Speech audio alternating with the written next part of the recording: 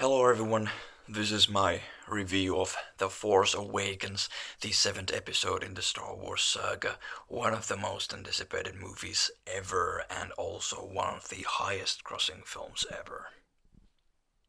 I remember the first time Disney, uh, well, bought Star Wars and the first time when they announced The Force Awakens, or at the time it was only episode 7. Obviously, I was very excited. I actually thought, and many people thought, that it would be the same story as in the extended universe books that came out, I think, in the 90s or 80s. I'm not sure because I haven't read those books. I should. And now they are non-canon because Disney remade the whole extended universe, and many fans didn't like that thing. I remember when the first teaser trailer came out, that was really exciting. It didn't show much. I wish it would have shown a bit more, but it still piqued my interest towards this new movie. Uh, that was obviously the teaser trailer where we see Finn in Jakku and uh, those X-wings flying above the water, and then the Millennium Falcon flying towards the TIE fighters. But the second trailer actually, I think it was also called a teaser. The second teaser I actually saw in a movie theater in this special Star Wars celebration live stream event that we actually watched um, the live stream from in a from a big screen in a movie theater. I got this cool little poster from that event. There was a one good Star Wars fan site that I followed. It was a Star Wars News Net. I think at the time it was called like Star Wars 7 News or something. But that was a really good fan site. It really gave a lot of information, uh, news daily about the production and everything. It was fun to wait the movie uh, through that website. And I saw the movie opening day, and like I said in my earlier video, uh, I left the theater confused. I didn't really know what to think about the movie, but I rewatched it yesterday, and well, guess what? I liked it a lot more. It was definitely a better experience than the first time. I was able to see this movie in a more positive light, seeing uh, more positive and like more better things in this movie than negatives. I could actually appreciate the film for what it is. And like I complained in my first quick thoughts video about the similarities between the original Star Wars movie and this one, well, now the similarities didn't bother me that much anymore. Uh, when I saw it the first time, I thought I didn't have too many expectations, but I guess I had. Now, when I knew what to expect, uh, I liked it a lot more. So, the plot. Well, it is similar to A New Hope, but with a few twists. The main, the main story, the main plot is to find Luke Skywalker because he is missing, and this evil guy here, Kylo Ren, is also trying to find Kylo Ren. All these good guys are trying to find. What am I talking about? Hold on a minute. What did I just say? Kylo Ren is trying to find Luke. Uh, because Luke is the last Jedi and Jedi should be killed. And these good guys are trying to find Luke because Luke could uh, save the resistance from the evil First Order that Kylo Ren and his friends are leading. And since this is a spoiler review, I'm gonna spoil some huge things. So, this guy here, Han Solo, how do you want to say it? Han Solo, he dies. His son kills him. Kylo Ren is actually Ben Solo, and well, he kills his father. I actually really liked that because, um, in some way, it was a very ballsy move, although many people saw it coming because Han was supposed to die in Return of the Jedi, but George Lucas didn't want that to happen. The characters in the movie were pretty interesting and well made. I liked Rey, I liked Finn, and I especially liked Poe Dameron.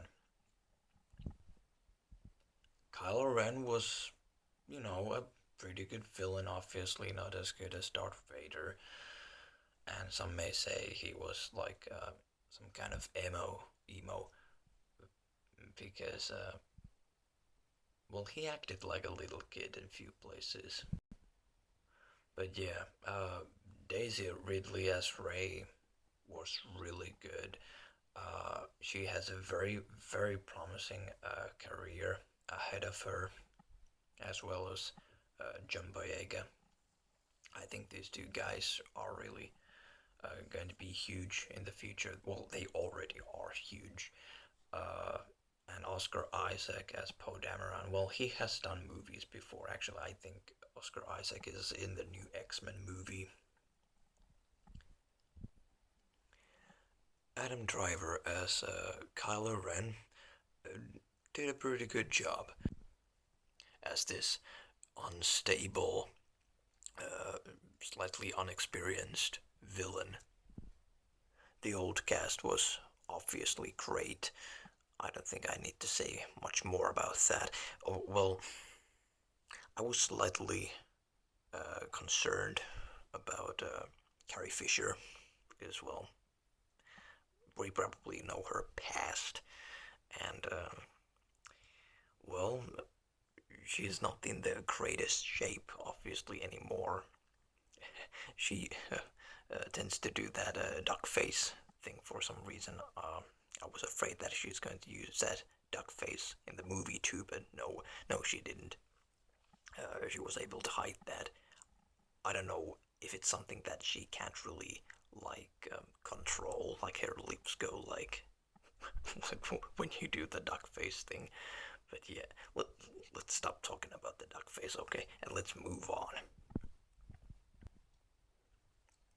There was some talking and fighting about the thing that Disney is trying to please the social justice warriors by giving this movie a female lead, and also one of the main characters is black, and stuff like that.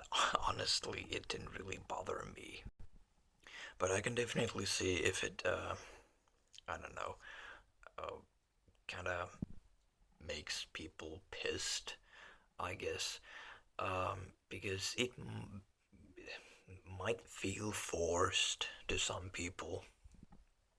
Okay, now, J.J. Abrams, the director, did an excellent job. The movie throughout was well directed, the action was handled well. Um, there was some shaky cam going on, which is kind of new thing in Star Wars, in my opinion, but there wasn't too much of that, so it didn't bother me. Um, the cinematography was excellent. Especially loved that shot of those three. I guess there was three Tie fighters flying like and behind those Tie fighters is the sunset. It looks amazing. You probably know what shot I'm talking about. If I could actually edit these videos better, I could show that picture to you. But because I don't have a computer right now, it's harder to do with phone. I mean, I'm still recording with my phone. And obviously, a big thing, a very important thing in Star Wars is obviously the special effects, and the special effects were great.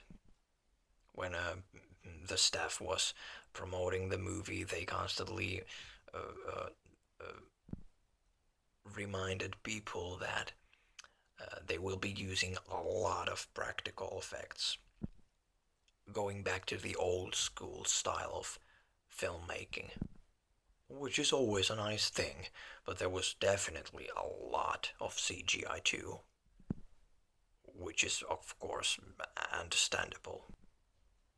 Maz Katana, as you can see there, was a well-made CGI character, and one really impressive thing was BB-8 because most of the time BB-8 was not CGI, it was actually a real thing. This ball with a head moving around. Very impressive.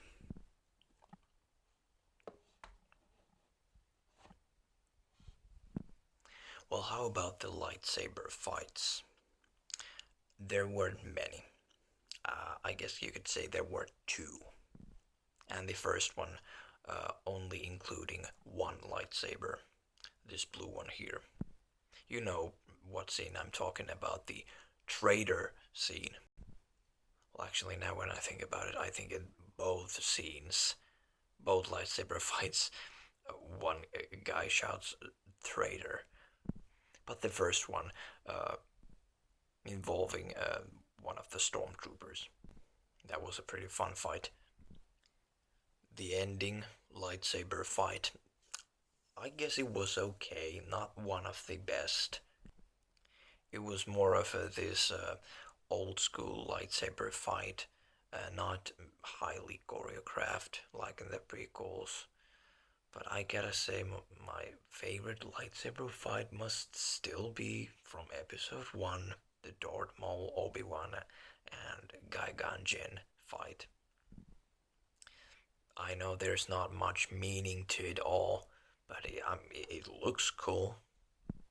But I know it's always been the thing in the original Star Wars movies that the lightsaber fighting, it's not just lightsaber fighting, it's more. It's really a clash between two characters, a lot more meaningful thing, a lot deeper thing. So yeah, now let's get some of the negatives here. First thing I want to say is about the special effects. Even though they were good, there were some odd choices done, and one was involving the main villain of probably this whole new trilogy, and it is Snoke. And I know I'm not the only one who complains about this. Why was Snoke CGI? Uh, it didn't really need to be CGI. It could have easily been just a guy with a makeup. Why was it CGI? That was really odd. The explanation could be in the special features. I still haven't checked them out. I must pretty soon. And one of the big negatives, sadly, is the music.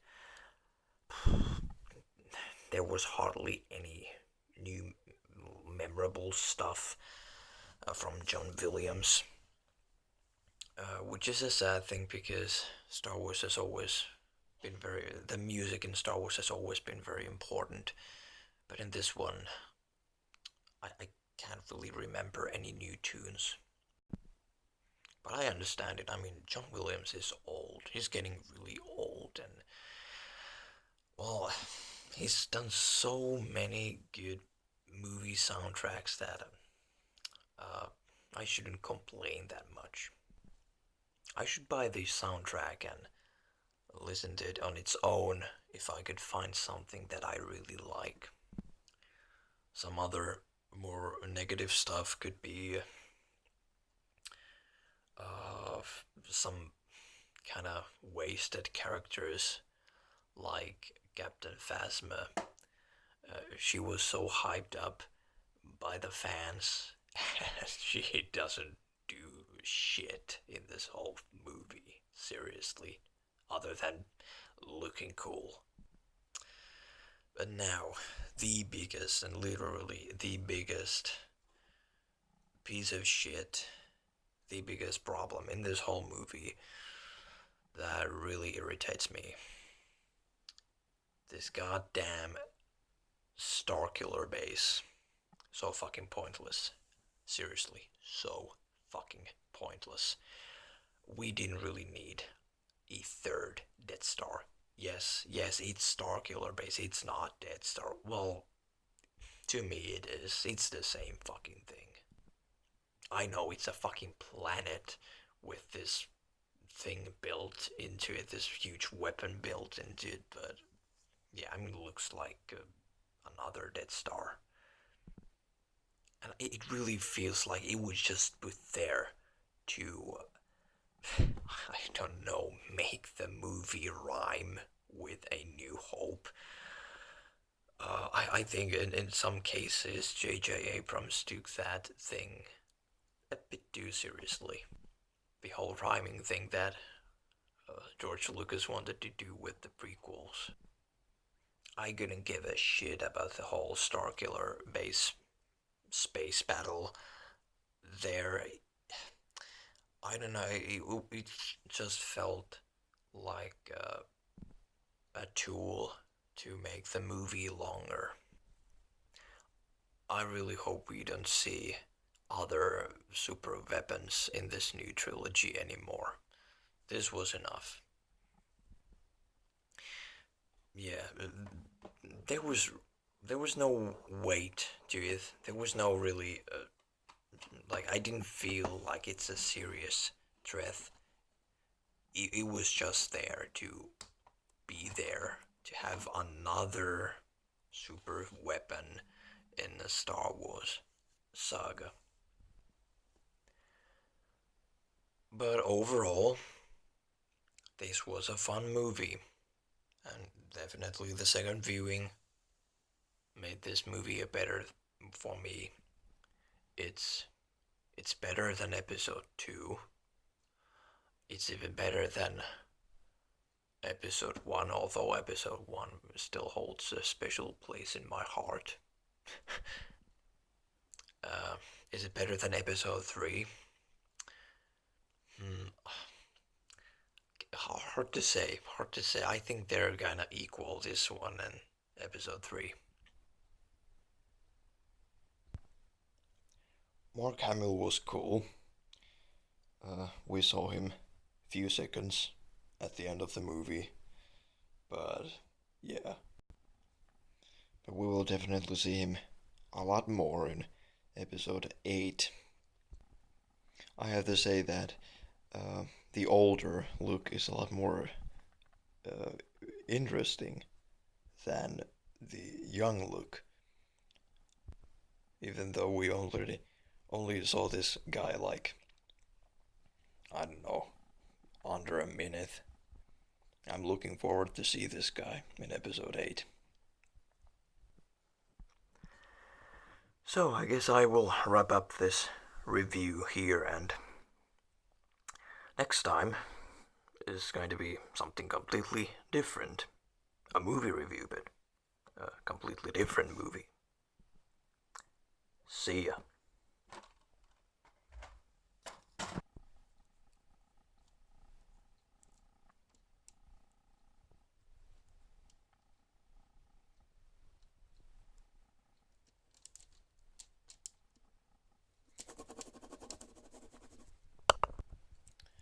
Just joking there.